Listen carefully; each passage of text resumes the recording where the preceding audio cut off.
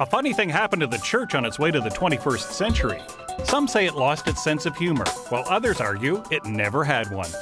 Coming up, Canadian comedy legend Don Ferguson on mixing religion and comedy. Meet the Jesuit priest who became chaplain of the Colbert Report.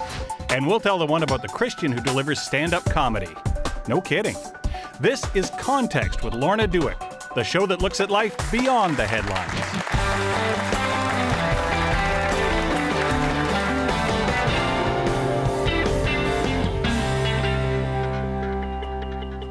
Well, please welcome to Context, a living, breathing Canadian comedy classic, Mr. Don Ferguson.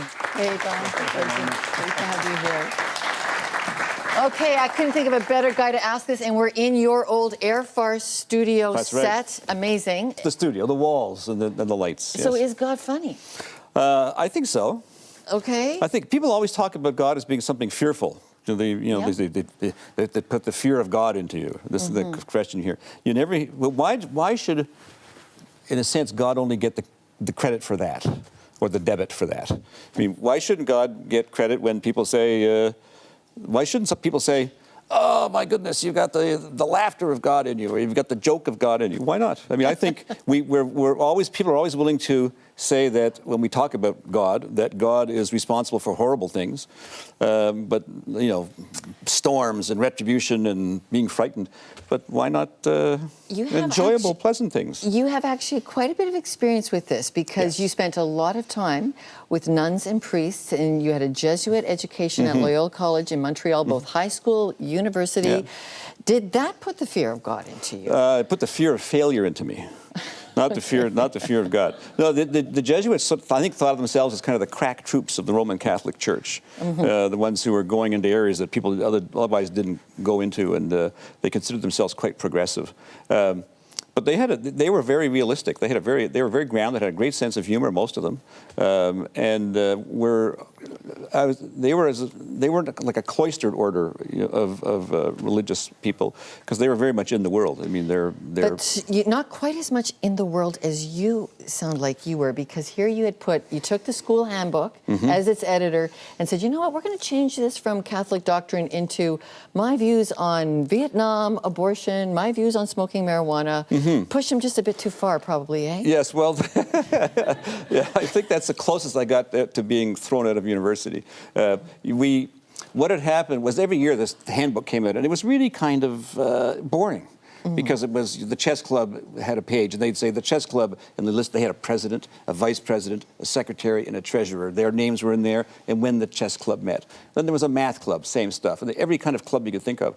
And a friend of mine and I, who were putting out this book, thought that, well, shouldn't we be talking about things that people are actually talking about these days? Like Vietnam was a big issue then, and abortion, and the contraception, and smoking marijuana. So we decided the real useful handbook for new students coming in would be to discuss these issues, just to sort of bring them up to speed. This is what you're going to come up against among your peers. The university was extremely upset. They confiscated all the handbooks. They had them all destroyed. And there was no handbook that year. Okay, so what has been your bottom guiding line rule then in religious humor between this is good and whoops, I've gone too far? Well, the only way you find out if you've gone too far is there's a line you're not supposed to cross. The line in reality keeps moving back and forth. It doesn't stay the same forever. Things we can say or talk about now we couldn't talk about years ago. Yeah. And the only way to find out where the line is to step over it, because when you step over it, then people whack you. One of your best impressions, of course, was Preston Manning. He's a founding board member here of this media charity. Did you know that? Well, good for him. That's amazing. I think, no, listen, I think, and I've said this publicly many times before, I really liked Preston. He and I got along very well. He was a great sport when he came on the show. One year I went to Ottawa at his request for the press gallery dinner. It's a big deal. Leaders have to make an impression on the cynical journalists. And so part of the deal was I came, he was explaining how he was going to win the next election. And he said that it's because he had a double. And then I came out of nowhere and started doing him. And then I morphed into Brian Mulroney, which a lot of people in the room really loved. But we had a very good working relationship, and I thought he was really one of the more decent human beings that I've met. So I've always had a fondness for him. You are famous for your impersonations. Can I ask you, do you have an impersonation of God? Yes, I can do one. Now I'm here, and now I'm not. And now I'm here again. How was that? All right, very good, very good. Okay, Don Ferguson, you have filled many, many auditoriums. Any advice for churches that wish they could fill seats as easily as comedy does? Make them laugh.